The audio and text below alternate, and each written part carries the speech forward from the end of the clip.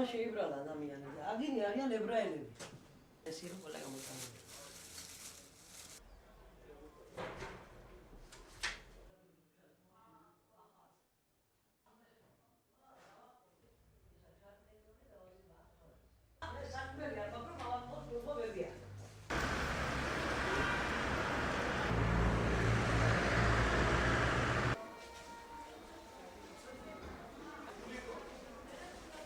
ხოვდი შეშით დახმარებას, კუთხური სახლია მეთქი საყინულია პირდაპირ. საყინული. ბავშვები მყავს ხარ მცირეწლოვანი ბავშვები 4 წლის და 10 თვის ბავშვი.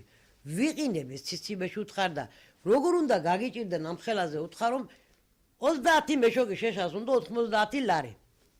სატყეოს რომ ურეკავ, სატყეოს ბრალი არ აქვს, როცა შეშა იყო. რამოდენიმე მოსახლეს გავეციო, მითხრა თვითონ სატყეოს უფროსმა რომ ხალბატონო ჩვენ რა ვქნათ რომ ჯემალ ანანიძე არ აწერს ხელს რომ შეშა გავცეთო.